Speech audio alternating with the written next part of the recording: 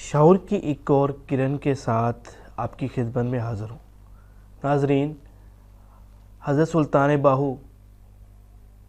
رحمۃ اللہ علیہ فرماتے ہیں کہ ایک بادشاہ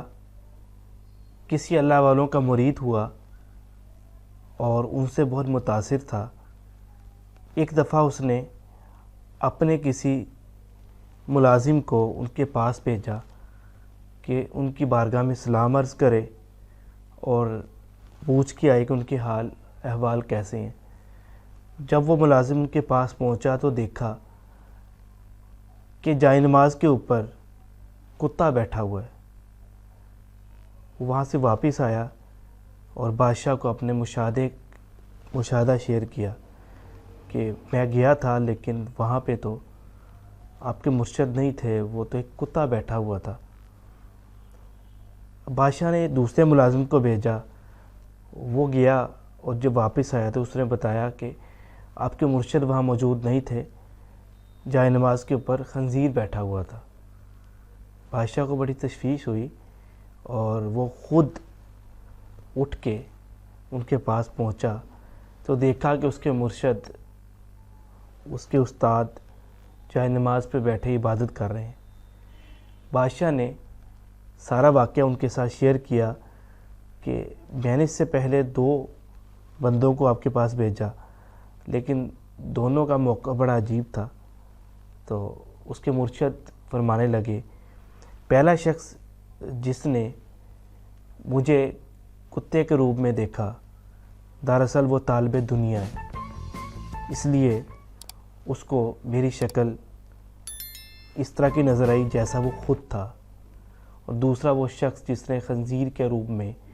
مجھے دیکھا دراصل وہ کفر پہ اترا ہوا ہے۔ چنانچہ اس نے میری شکل نہیں دیکھی بلکہ میری شکل میں اصل میں اپنی شکل دیکھی، کیونکہ وہ اس کا کرکس نکالتے ہیں کہ اللہ کے نیک بندے، اللہ کے نیک لوگ آئینے کی مثل ہوتے ہیں۔ آپ اس آئینے میں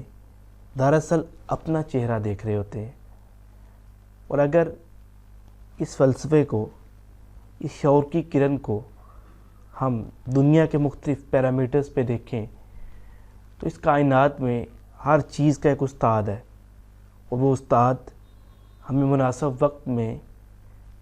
مختصر سی فورس کے ساتھ وہ چیز سمجھا بھی دیتا ہے، سکھا بھی دیتا ہے، اور اس کے بارے اگر دیکھنا یا دکھانا مقصود ہو تو اس میں بھی ہماری مدد کرتا ہے۔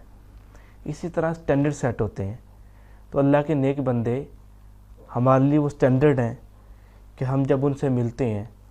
تو ہمیں اللہ تعالیٰ کی یاد آتی ہے، ہمیں محسوس ہوتا ہے کہ اگر یہ شخص، یہ اللہ کا نیک بندہ اس عمل کے ذریعے اللہ کا قرب حاصل کر سکتا ہے تو ہم بھی انسان ہیں، ہم بھی اس راستے پہ چلتے ہوئے یہ قرب، یہ محبت، یہ کیفیت حاصل کرنے میں اس انسان سے مدد حاصل کر سکتے ہیں۔ تو امید ہے آج کی گفتگو آپ کو پسند آئی ہوگی، اس سے آگے شیئر کو کریں تاکہ یہ پیغام آگے پہنچے، کیونکہ شعور ہی زندگی ہے، اور شعور کے ساتھ ہی زندگی کی وہ حقیقی لذت نصیب ہوتی ہے جس سے انسان اس دنیا اور آخرت میں کامیابی حاصل